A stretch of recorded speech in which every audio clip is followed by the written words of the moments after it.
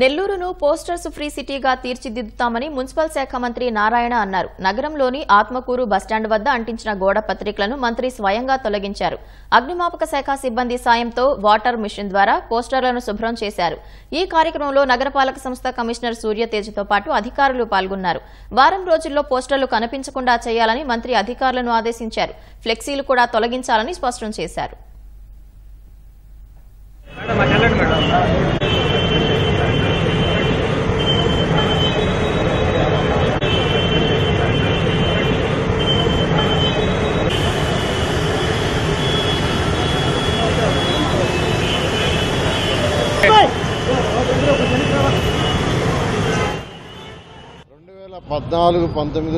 Poster free city చేయాలని ఆంధ్రప్రదేశ్ లో ఉన్న అన్ని మున్సిపాలిటీస్ ఇన్స్ట్రక్షన్ ఇచ్చి 90% సక్సెస్. అయితే ఈసారి దీని మీద డీటెయిల్ గా స్టడీ చేసాం. పోస్టర్ ఫ్రీ చేయాలని యాక్చువల్ గా నెల్లూరులో ఫస్ట్ స్టార్ట్ చేసాం.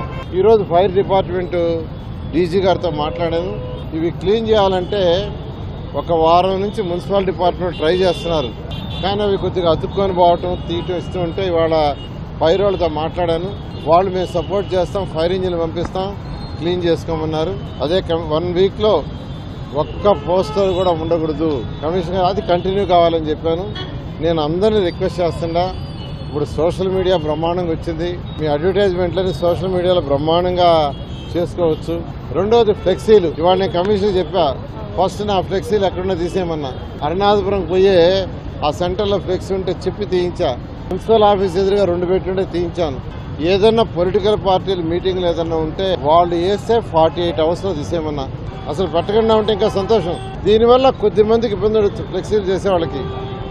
కానీ ఇంత పెద్ద సిటీ, ఒక స్మార్ట్ సిటీ చేయాలంటే తప్పదు.